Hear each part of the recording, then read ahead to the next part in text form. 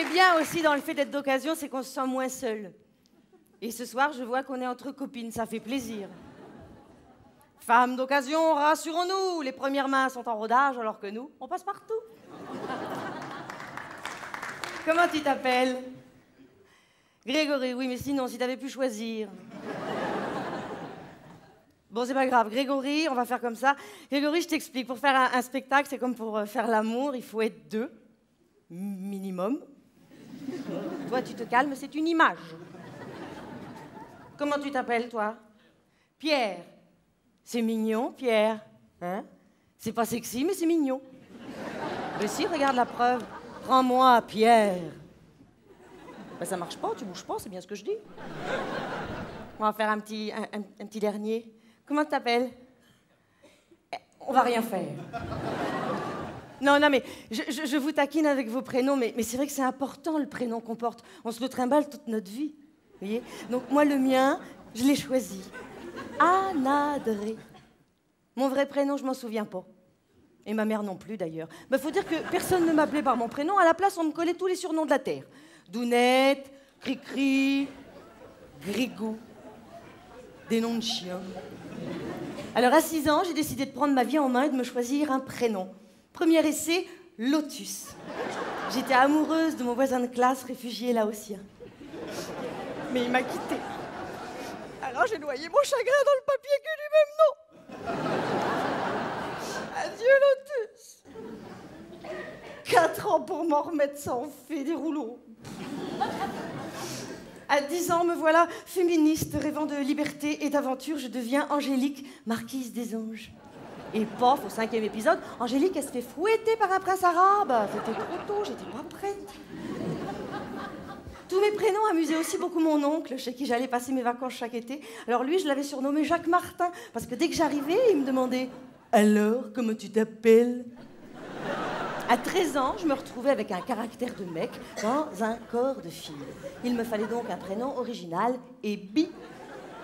J'ai cherché, mais j'ai pas trouvé. J'ai dit, bon, ben tant pis, je vais le faire moi-même. Alors j'ai pris Anna, à cause d'une héroïne de roman. Pas Anna Karénine, elle finit sous un train. Anna de Silitzer, elle finit milliardaire, c'est mieux. Et puis j'ai pris André, à cause de mon grand-père, parce que j'adorais mon papy. Tout le monde s'en fout. Alors, Anna plus André égale Anna-Dré. C'est simple. Eh ben pourtant, à chaque fois que je me présente, je dois expliquer mon prénom. Ça rate jamais. Comment vous dites? Anna. Bon, ça s'écrit comment? Mais ça vient d'où? Mais c'est français? C'est bizarre, jamais entendu. Dans un genre tout aussi sympathique, t'as les copains qui te disent « Bon, allez, moi, je t'appelle Anna, c'est plus simple. » C'est plus simple? Quoi? Ça m'énerve, cette façon qu'on a de raccourcir les gens. C'est comme le pauvre Jean-Pierre qu'on appelle JP. De 2 prénoms, tu passes à 2 lettres. JP quoi? JP pas grand-chose, mais j'ai les boules quand même. Alors, si vous avez prévu de faire un enfant prochainement, si vous pouvez pas vous empêcher de vous reproduire, ne vous vengez pas sur vos gosses. C'est pas parce que vous avez hérité d'un prénom de merde qu'il faut faire pareil avec votre progéniture. C'est pas parce que vous aimez le football qu'il faut appeler votre fils Zizou. À 3 mois, Zizou, ça passe, mais à 30 ans, s'il préfère le rugby, il a l'air con. C'est comme ceux qui regardent les feuilletons américains. Le gamin, il sait pas aligner 3 mots d'anglais, mais il s'appelle Bobby, Kevin, Swillen. Bon, en même temps, c'est une ouverture sur le monde. Hein. Avant, on n'avait droit qu'au prénom du calendrier. Certains sont très jolis, le problème, c'est qu'on en a abusé. Ah bah si, par exemple. En 64, quand Gilbert Bécaud chante « La place rouge était vide, devant moi marchait », eh ben en 65, ça n'a pas loupé. Il y a 30 152 filles qui ont reçu le prénom Nathalie. Ça a été le prénom féminin le plus donné cette année-là. L'avantage, c'est quand tu croises une Nathalie, t'as pas besoin de lui demander son âge, avec le prénom, tout est dit.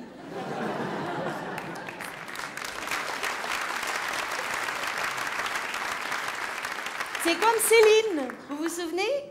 Dis-moi, Céline, les années ont passé. Quoi n'as-tu jamais pensé à te marier?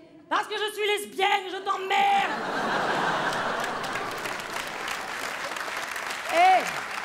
À moment donné, il faut arrêter. Hein. Le mec, il la traite de vieille fille et puis il le chante en boucle à toute la France. Et lui encore, ça va, il chante doucement. Mais t'en as d'autres, ils se mettent dans un état. Je suis sous ton balcon. Marie-Christine. Et elle, tu crois qu'elle serait sortie 5 minutes pour lui jeter du café, pour le dessouler? Même pas, elle a mis des boules de pièces, des doubles vitrages, et puis va crever avec ta chanson. Et j'ai crié, Aline. Aline, reviens! Ne serait-ce que 5 minutes, sinon on va lui faire bouffer le sable. Seul sur le sable, les yeux dans l'eau, mon rêve était trop beau. Ça, c'est Aline, version québécoise.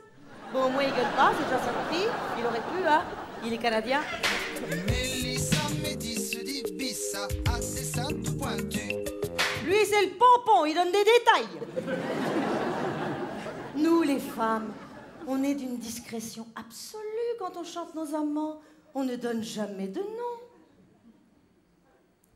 Sur cette terre, ma seule joie, mon seul bonheur, c'est mon âme. Pas de nom. Il m'a aimé toute la nuit, mon légionnaire. Pas de nom.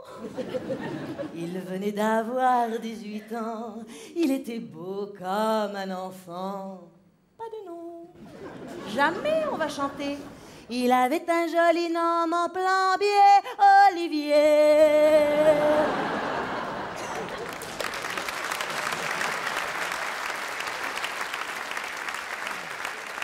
Mais les mecs, il faut qu'ils dénoncent. Et puis ça y va par douzaine. Hein. Des roses, des blanches, des Elisa, des Margot, des Mathilde, des Madeleine, des Vanina, des Daniela, plus toutes celles, made in England, de Michel à Proud Mary et j'allais oublier Fernande, Olga et Félicie.